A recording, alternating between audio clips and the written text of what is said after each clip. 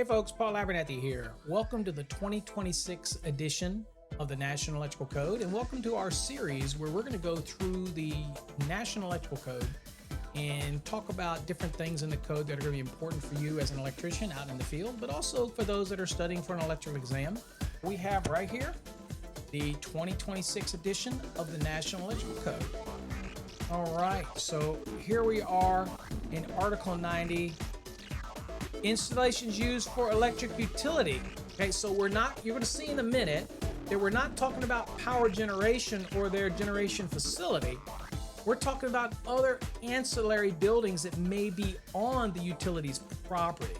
Let's get into what the NEC does not cover, because this is probably the areas where people get really confused, and you could spend a lot of time in this document and you really don't need to be in there if you don't understand what is covered and what's not covered by the NEC.